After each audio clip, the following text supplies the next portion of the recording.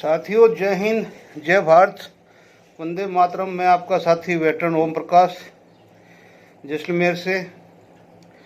साथियों, आज का मंथन हमारा रहेगा 3-4 सब्जेक्ट के ऊपर।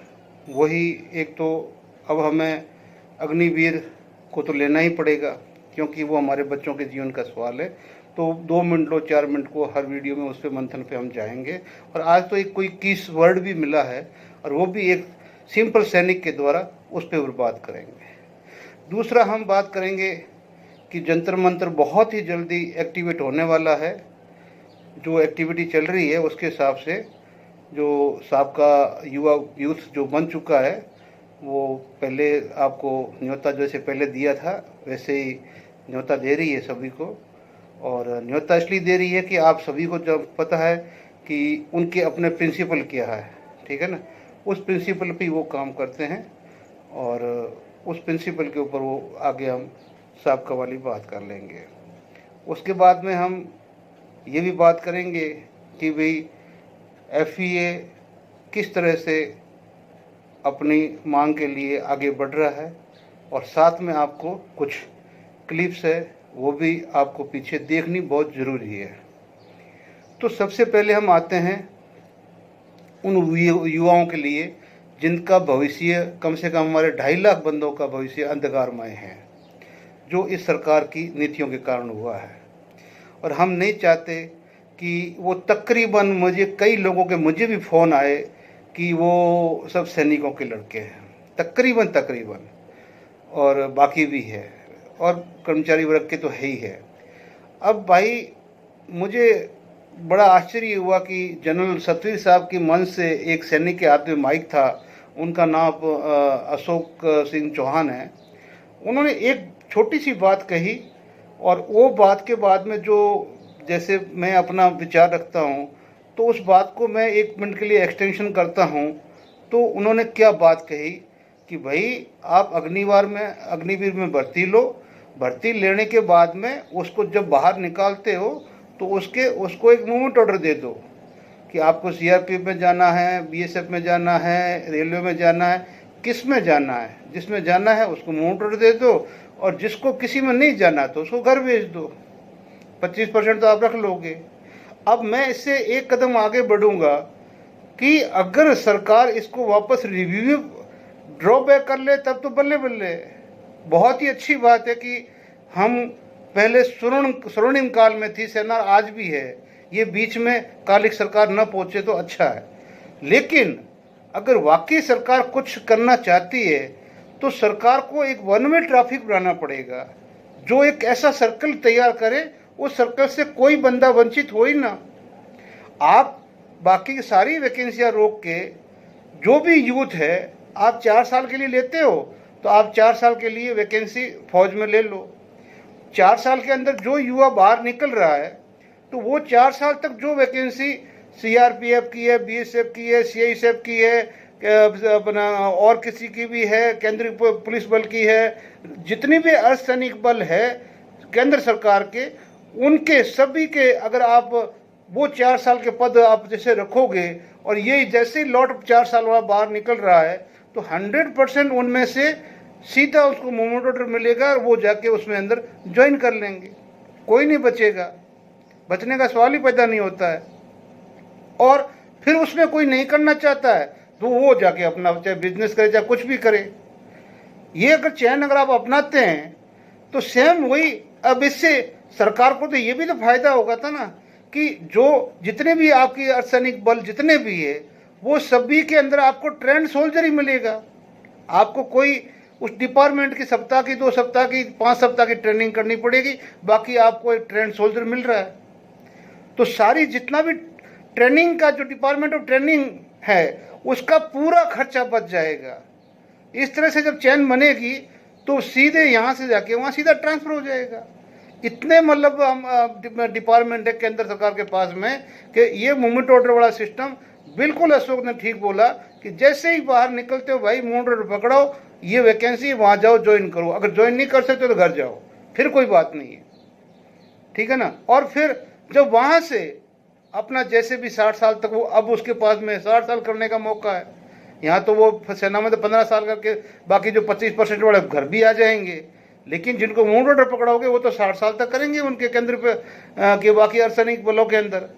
और जब वहाँ से वो आते हैं तो उनके साथ में जो सिविल के जो हमारे जितने भी इस्टेब्लिशमेंट है, चाहे वो ठेकेदारी पर था, जब कोई भी है, चाहे रेलवे गेट है, चाहे अपने सिक्योरिटी गार्ड है, कहीं के भी किधर किसी भी जगह पे, तो ये सारे वहाँ उस जगह एडजस्टमेंट हो सकते हैं। और बहुत लोग तो 60 साल के बाद में करना भी नहीं चाहेंगे। तो कहने का मतलब है कि अगर आप इस रूट को पकड़ते हैं तो ये योजना कहीं न कहीं थोड़ी बहुत घर कर सकती है। वैसे तो सेना के लिए तो बिल्कुल ही 4 साल कोई मतलब ही नहीं है, लेकिन जो सेना में चले गए हैं उसका भविष्य बर्बाद नहीं करना है, तो ये रूट सबसे दी बेस्ट है। और सबसे बड़ा जो ट्रेनिंग का खर्चा है, बहुत ज़्यादा खर्चा आता है, वो सारा का सारा इन सारे के सारे जितने केंद्रीय अंतर सैनिक, तो वो बजट आपका पूरा बच जाएगा। ट्रेंड सोल्जर मिल जाएंगे आपको, क्योंकि आपको तो भर्ती करनी डायरेक्ट, तो वहाँ ना करके इधर से लेते हुए ले चले जाओ उसके अंदर। बस ट्रेनिंग आपने आर्मी में दे दी, डिपार्टमेंट की ट्रेनिंग वहाँ से ले लेगा। तो ये तो रहेगी उनकी बात। अब आते हम साबका यूथ के ऊपर सीधे। साबका यूथ का मैंने जब पूरा वीडियो सुना तो भाई मुझे बाद में एक वीडियो चढ़ाया हुआ हमारे भाई श्री 1008 कपिल का, उस कपिल को सुना तो भाई उसने वीडियो में बताया कि 8 घंटे मीटिंग चली। और जब पंजाब में 8 घंटे मीटिंग चली तो फिर उसमें हमारे भाई साहब पीछे कैसे रह सकते हैं कि 8 घंटे की मीटिंग की जैसे ही केंद्र सरकार को भनक लगी, केंद्र सरकार का हर डिपार्टमेंट कांप गया बिल्कुल ही। पीएमओ में तो भूचाल आ गया था बिल्कुल ही। गृह मंत्रालय तो बिल्कुल समझो कि कुर्सियों से लोग नीचे पड़ रहे थे। और फिर टेलीफोन के लिए आगे बंदा एक ही है, गृह मंत्रालय टेलीफोन करे तो भी उधर ही है। जितनी भी हिंदुस्तान की जो इंट कंपनियां हैं, इंट जो डिपार्टमेंट है, उनके लिए भी ये एक बंदा है, ठीक है ना। डिफेंस मिनिस्ट्री के लिए भी ये एक बंदा है। अब ये बेचारा एक अटेंड करे तो कहाँ करे। मेरी तो कोई जान पहचान है नहीं कि जो कुछ फ़ोन मेरे पास आ जाए। मेरे पास तो दीन दुखियों की जिसके भी आएंगे मेरे भाइयों को, जो मैं दीन दुखी हूँ तो जो मेरे जैसे मुझे मिलेंगे। लेकिन उस भाई साहब के पास में फिर पूरी धनाधन घंटियाँ बजी, इतनी बजी कि बस पता नहीं कितने कौन अटेंड किए कितने नहीं किए, लेकिन सरकार एकदम मतलब भूकंप आ गया। लेकिन जब वीडियो में आगे बढ़ते हैं तो भाई वहाँ जाके मामला गड़बड़ हो जाता है कि वो सारे पंजाब की जितनी जत्थेबंदियाँ हैं उन सब जत्थेबंदियों को फेल करते हुए वो रेलवे के गेट कर्मचारियों को पूछले पूरे 13 महीने के आंदोलन का श्रेय है जो भारत के बाकी सैनिक गए बाढ़ में। और जो भी ये हुआ है, यहाँ तक कि जो 23 जुलाई का भी हुआ था उसमें भी 40% संख्या उसने गेटमैनों की बता दी भाई, जो गेटमैन रेलवे के पंजाब से वही आए थे। तो कहने का मतलब है कि भाई का बहुत बढ़िया अच्छा वीडियो है, क्योंकि सब एकदम स्टैटिक मैथमेटिक्स के भी कितने बंदे काम करते हैं इसके अंडर में, मतलब कि उस ऑफिस को संभालना मुश्किल है। फिर आ जाता फिर वही चंदे वाली बात भी तो वीडियो से जा नहीं सकती है। अब क्या था कि जब इनके कई गाड़ियां जब काम कर रही थी उस टाइम में साबका की कई गाड़ियां काम कर रही थी, तो सबको रिपेयर ओवरऑलिंग करने के लिए जो FEA बनाया था, तो बनते ही सब जैसे चार्ज राठौड़ साहब ने लिया तो इन सभी का ओवरऑलिंग करने के लिए अब जो राठौड़ साहब को 10 से 13 लाख रुपए लगे, तब जाके सारी गाड़ियां ओवरऑलिंग हुई और चुनाव आते ही सभी को वर्कशॉप में खड़ा कर दिया। लेकिन ये एक गाड़ी वर्कशॉप में नहीं गई, ये अभी ऑन रूट ही है, चल ही रही है और हर जगह जाके इसका अपना संदेश देती है। लेकिन अभी यहाँ एक प्रॉब्लम और होगी, इस गाड़ी का गियर बॉक्स खराब हो गया। ये एक लगाता है तो 3 लग जाता है, 3 लगाता है तो लगता है तो 5 लग जाता है, 5 से सीधा 2 में चला जाता है। अब इस गियर बॉक्स को ठीक करने के लिए ये बोल रहा है कि भाई कोई आगे आओ, कोई आगे आओ, कोई आगे आओ। तो भैया यूथ विंग से अच्छा तो कोई है नहीं, बाकी कोई संगठन कोई बोलता नहीं है। मैं सभी संगठनों से सबसे जुड़ा हुआ हूँ भाई, कम से कम बात तो सभी अधिकारियों से करता हूँ, जितने संगठनों के बड़े बड़े अधिकारी, चाहे वीर बहादुर साहब है, चाहे कोई भी है, चाहे पहलवान जी है, चाहे IBO के, उन सबसे हमारी बातचीत होती है। तो भाई आपने जब बोल ही दिया ना कि भाई बाकी तो सब चोर है आपकी नज़र में, न वो इंसान है, सब चमचे हैं, सब साइकिल वाले हैं, सब मतलब वो है, तो जो आपने उनको वो उपाधि देती हुई तो उन्होंने मान भी लिया, वो कोई नहीं आने वाले। आप धड़ल्ले से अपने जो गाड़ी का गियर बॉक्स रिपेयर कराना है तो नंबर मैं आपको भेज दूंगा राठौड़ साहब को, आप उनको नंबर देके अपनी गाड़ी वहाँ पार्क कर देना 2 दिन के लिए, आपका गियर बॉक्स बिल्कुल सही हो जाएगा, फिर आपकी गाड़ी बिल्कुल सही चलेगी। क्यों कि इस वीडियो में मैंने देखा है कि इस वीडियो में आपका गियर आप 5 लगाना चाहते हो तो वो 2 लग जाता है, 2 लगा तो 3 लग जाता है। तो भाई साहब ऐसा मत करो। और पंजाब ऐसा नहीं है कि ये रेलवे फाटक वालों ने ये मीटिंग कर ली, यूथ बन गया तो बाकी पूरे पंजाब के साहब का सैनिक आउट हो गए 3.5 लाख। आप उनको नमन भी कर रहे हो, सब कुछ भी कर रहे हो, लेकिन साथ में उनको आउट भी कर रहे हो। और आप ये छाती ठोक के बोल रहे हो कि जब जब जरूरत पड़ी जंतर मंतर में तो सिर्फ ये गेट में नहीं आए, बाकी कोई साहब का सैनिक पंजाब का आया ही नहीं। तो मत करो ऐसी बदनामी, पूरे हिंदुस्तान की आप कर चुके हो, थोड़ा बहुत पंजाब का बचा है उसका रहने दो, पंजाब को रहने दो। जब प्रगट सिंह जैसे आदमी को भी आपने नहीं बख्शा है तो सरजीत की कितनी रहे, ठीक है ना। प्रगट सिंह जैसे आदमी को आपने नहीं बख्शा तो सरजीत की, तो सरजीत कितने दिन टिकेगा भाई तेरे पास में, कोई ज़्यादा नहीं टिकेगा, ठीक है ना। और ना और जगजीत सिंह साहब टिकेंगे। तेरी गाड़ी का गियर बॉक्स अगर राठौड़ साहब ने रिपेयर कर दिया तो शायद वो गाड़ी फिर ठीक है, चल सकती है कुछ दिन के लिए। तो अभी भाइयों जंतर मंतर के लिए सब कुछ तैयार हो चुका है, टीम तैयार हो चुकी है, सब कुछ रेडी है, बिल्कुल रेडी है। और ड्राइविंग सीट पे हमारे कपिल सर बैठ गए स्टीयरिंग पकड़ के, और बहुत जल्दी वो गाड़ी जंतर मंतर पे लगने वाली है। बस गियर बॉक्स के लिए हम टीम भेजेंगे, अगर वो नहीं भी लाएंगे तो वहाँ जाकर टीम उसको रिपेयर करके आएगी। क्यों कि भाई ऐसा है कि पैसे के बगैर तो आंदोलन चलता नहीं है। तो वैसे तो उन्होंने बोला कि भाई वो गेट में नहीं बोल रहे हैं, पहले भी बोले कि जितना पैसा चाहिए हमसे ले लो, पैसे की कोई चिंता नहीं है। फिर भी अच्छी बात है, नहीं है तो देश के सैनिक आपका एहसान मानेंगे भाई, इंसाफ मिलेगा तो उनके बच्चे भी मानेंगे, उनकी औरतें भी मानेंगी, बुजुर्ग भी मानेंगे, सब आपका एहसान मानेंगे, ठीक है ना। बाकी जो आपके उसूल है, जिसके हिसाब से जो आप पहले कर चुके हो, 13 महीने का जो लोगों का एक्सपीरियंस है, उस एक्सपीरियंस के हिसाब से कोई भी बंदा आपसे आगे बैठने के लिए तैयार नहीं है और न ही आपके पीछे आने के लिए तैयार है। ये मेरा अपना ओपिनियन है और ओपिनियन पूरे भारत का है।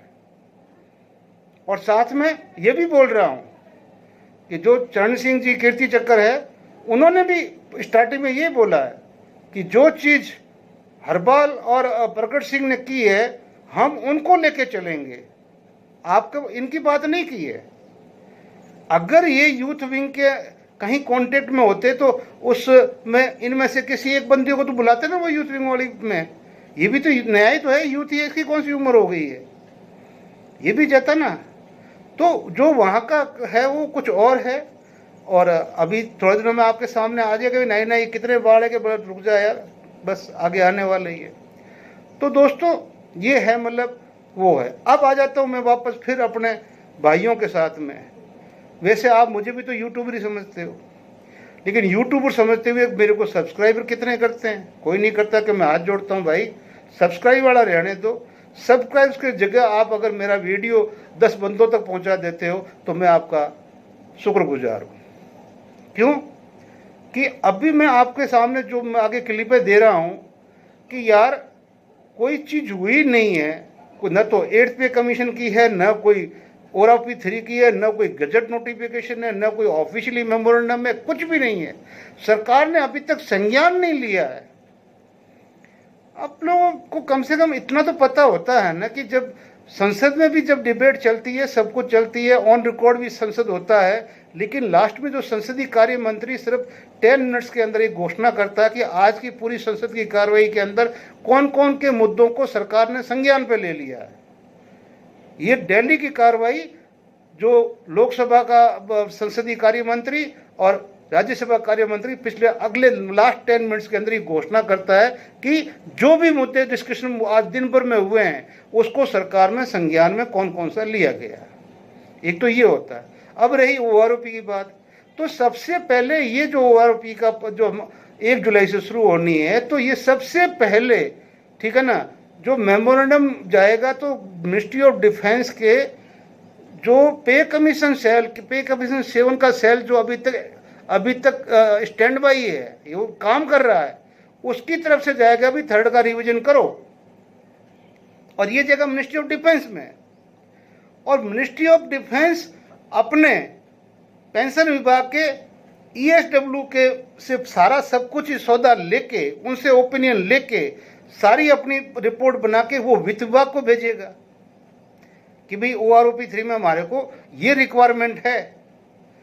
फिर वित्त विभाग अपना और साथ में जो हमारे डिफेंस के जो वित्त कार्यालय है, ठीक है ना, जैसे CGDA वगैरह, वो सब उनको भेजेगी कि भाई ये हमारी टेबल है वित्त विभाग की, अब अपनी टेबल में देखो कितना फर्क आता है। ये सारा काम वित्त विभाग करने के बाद में फिर वो रिकमेंडेशन के लिए आगे भेजेगा कभी कैबिनेट में, फिर वो कैबिनेट में अप्रूव होके PMO के में जाएगी, और PMO से फिर राष्ट्रपति से अप्रूवल हो जाएगा, फिर नोटिफिकेशन निकलेगा कि ये टेबल है जो आपको मिलने वाली है। अब यार कहीं कोई पाँव तो मंडे ही नहीं चिड़िया के, बोले यहाँ चिड़िया आई थी यार, क्या यार बात कर देते हो। धन्य है आप लोगों को, डेली ऐसे यूट्यूबर है जो डेली कम से कम है तो ही लाख लाख व्यूवर ले जाते हैं और उनको अपना पैसा मिल जाता है। यूट्यूब बहुत अच्छा पैसा दे रही है। अब लालच में मैं तो आ नहीं रहा हूँ, लेकिन दिल मेरा भी करता कि यार मैं खामो खाम में बैठा क्यों रहा यार, मेरे पास तो थोड़ी बहुत स्किल भी थी, मैं कर भी सकता था।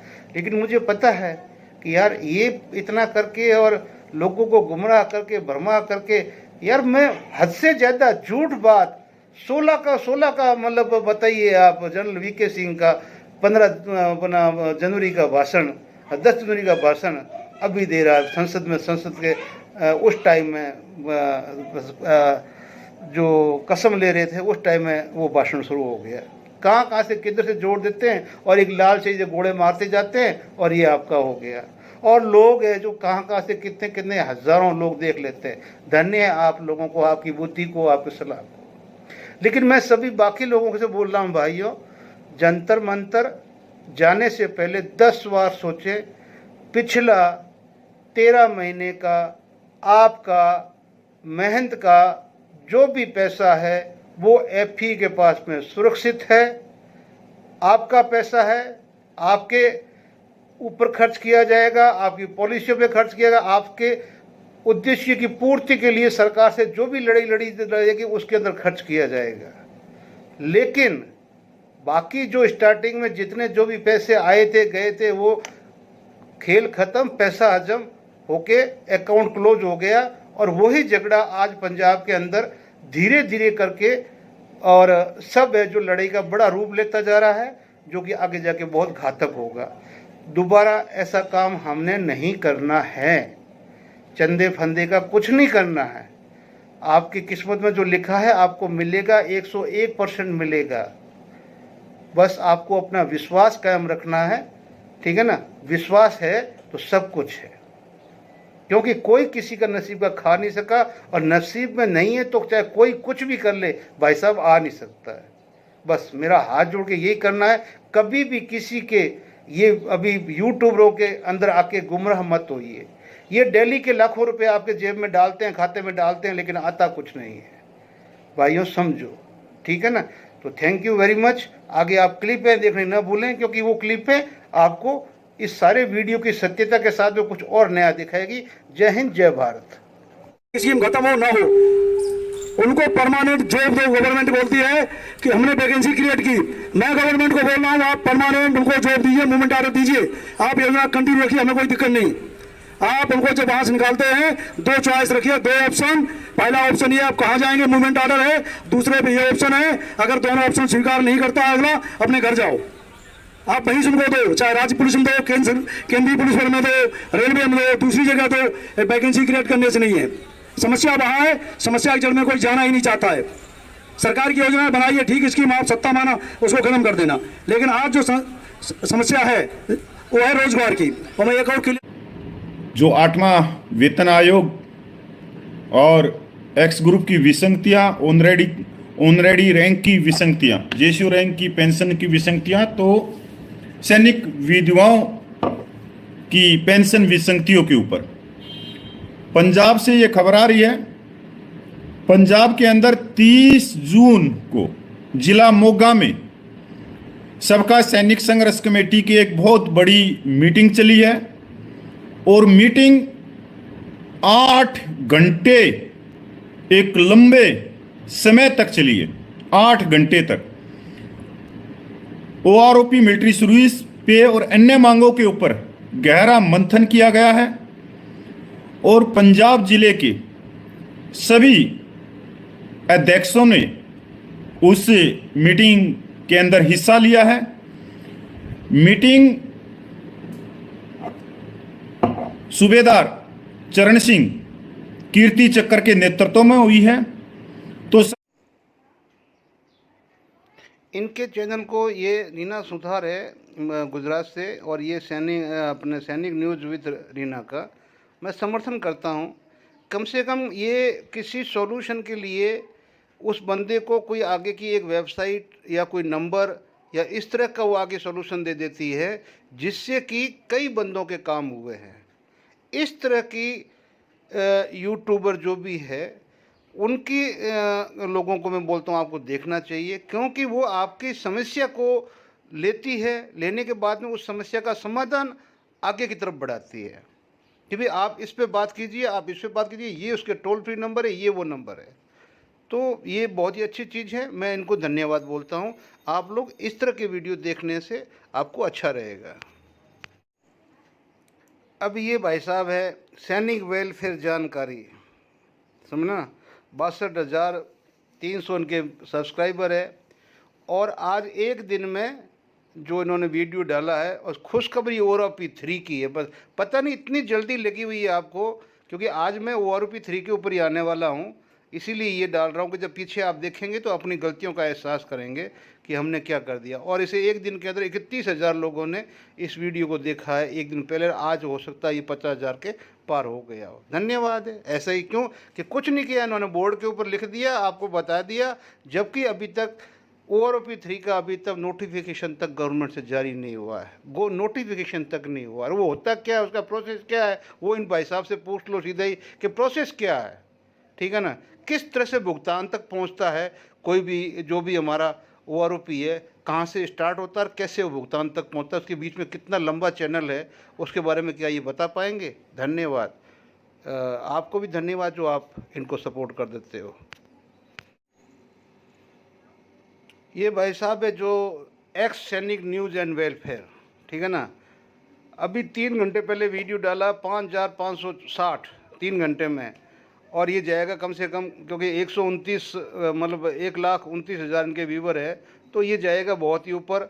और इन्होंने बस बोला कितना है कि जो मैंने ये डाला है यही ऑथेंटिक है, ओआरओपी 3 की टेबल ये मिलना है, तय है, आपके खाते में आ रहा है, 1 जुलाई से आ रहा है, बस लग गए।